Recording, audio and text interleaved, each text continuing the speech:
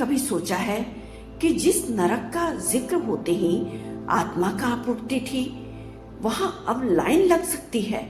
अब तो नरक में भी भीड़ लगेगी।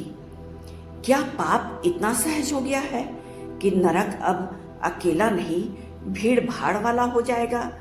गरुड़ पुराण कहता है कि प्रत्येक कर्म का लेखा जोखा रखा जाता है और मृत्यु के बाद आत्मा उसी रास्ते जाती है जो उसने अपने कर्मों द्वारा चुना होता है। तो आज आइए इस वीडियो के माध्यम से हम एक ऐसी यात्रा पर चलते हैं जहां आधुनिक पाप प्राचीन शास्त्रों से टकराते हैं और सत्य सामने आता है। पहले चोरी और हत्या जैसे कर्म बहुत कम सुनाई पड़ते थे और आज वही स्वतंत्रता का मानक बन गए हैं। सोशल मीडिया पर अपमान, घृणा अब वायरल का पर्याय बन गया है। गरुड़ पुराण कहता है कि वाणी से किया गया पाप भी उतना ही घातक होता है जितना हिंसा से किया गया। गरुड़ पुराण में 28 प्रमुख नरकों के बारे में बताया गया है, जैसे रौरव निर्दोषों की हत्या करने वाला, कुंभपाक गुरु का अपमान करने वाला, असिपत्रवन धर्म ग्रंथों की निंदा करने वाला, अंधतमस आत्महत्या करने वाला।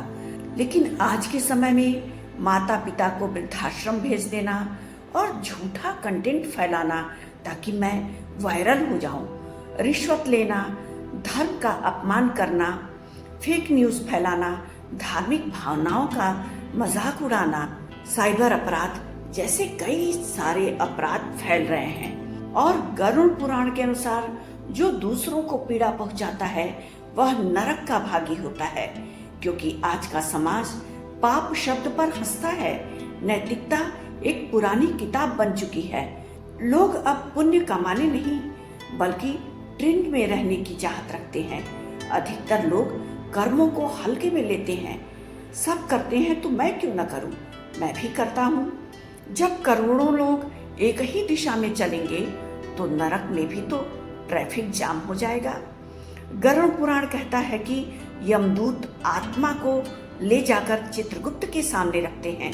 वहां कर्मों का लेखा जोखा जो होता है उसको देखते हैं। अचूक, पारदर्शी और यथार्थ होता है जो श्री चित्रगुप्त द्वारा कर्मों का लेखा जोखा होता है। आत्मा को उसके पापों के अनुसार नरक में भेज दिया जाता है। आत्मा को उसके कर्मों के अनुसार फल मिलता है। आज भी ऐसे उपाय हैं जो नरक से बचाव कर सकते हैं, जैसे सत्य बोलना, अपने कर्मों का आत्मनिरीक्षण करना, तर्पण करना, प्रायश्चित करना और दान देना, वृद्धों का और श्रेष्ठ जनों का, माता पिता की सेवा करना, पवित्र शास्त्रों का अध्ययन करना। क्षमा और सेवा ये दो साधन ऐसे हैं आज भी जो नरक का द्वार बंद कर सकते हैं। नरक कोई परिकथा नहीं है, यह वह सच्चाई है जिसका रास्ता हम अपने हाथों से बना रहे होते हैं। भीड़ भले ही नरक में लग जाए, लेकिन आप अकेले स्वर्ग की ओर जाने का स्वयं से रास्ता बना सकते हैं। पाप में भीड़ होती है, पुण्य में अकेलापन होता है। वही अकेलापन मोक्ष देता है।